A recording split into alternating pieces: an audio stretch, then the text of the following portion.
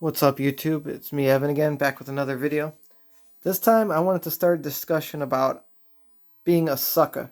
I'm talking about buying the same game over and over and over again over the years. Does it make you a fan, or does it make you an idiot? I'm going to go over how it started and why I'm bringing it up.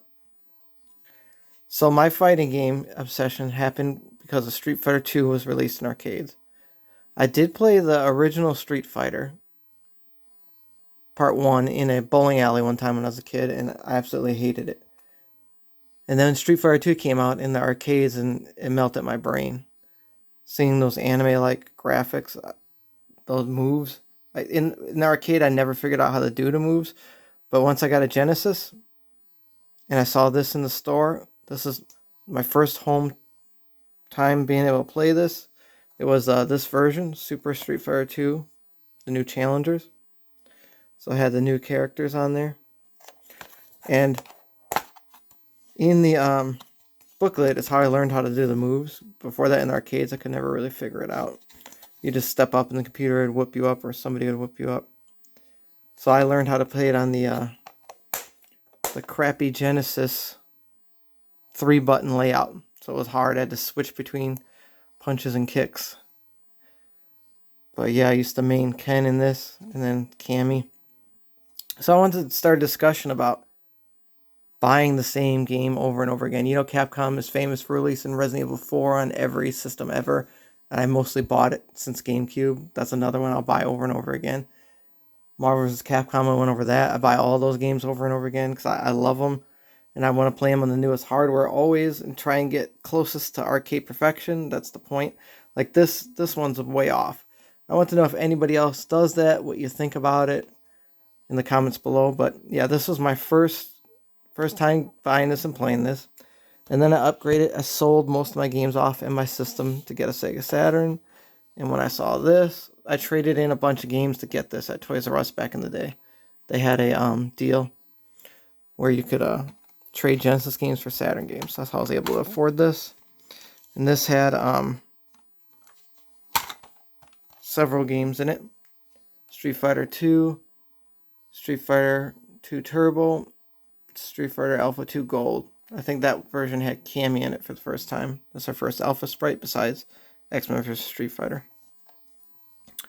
And yeah, this was a way better version. I really loved it for this. And then a new system came out, Game Boy Advance. I could get Street Fighter in handheld. And it's not only Street Fighter 2. I also bought Alpha 3 and the Alpha games, and I buy those over and over again. I actually like the Alpha series better than regular Street Fighter series. So yeah, I couldn't wait to play this on a handheld. And this thing didn't even have a backlight. So this was seriously dumb of me to get this, but I just had to play it on the go. I loved it so much. And then we got Xbox was the most powerful gaming console at the time. So whenever, you know, multi-releases come out on multiple consoles, I'd always get the Xbox version. So I got this because Capcom was my favorite company. And they had all these arcade classics on it. I think they're arcade perfect. So this blew my mind. I got to play these. They had Street Fighter 2 on there. And then they came out with a Part 2. This had Hyper Fighting, I think. That was the first time I was able to play that. So I bought it twice for the same system. In between that and this, they came out with the HD remake. It was the very first game I ever downloaded in my life on the PS3. First time I ever got internet was on the PS3, and first game I ever downloaded was the HD Street Fighter 2. And I loved it to death. And then the second game I downloaded was Marvel vs. Capcom 2. And then this came along for the Switch. I had to get this. It has Violent Ken in it, the character from SNK vs. Capcom Chaos. And this has the HD graphics like the one for PS3. And I heard this is the most balanced version of Street Fighter 2 ever. See, if you want to play the pinnacle of it, this is it. And then Capcom released the arcade ROMs for all the Street Fighters. So now I have every Street Fighter game on my PS4. Because this also came with a download code for Street Fighter 4, so I have that on there too. So it came with all these games, which I have these on all systems also. All other systems, rebuying them. I still think Alpha 3, the best version, is Dreamcast. I know people say Saturn is. I do have the Saturn version, but I like the Dreamcast version the best.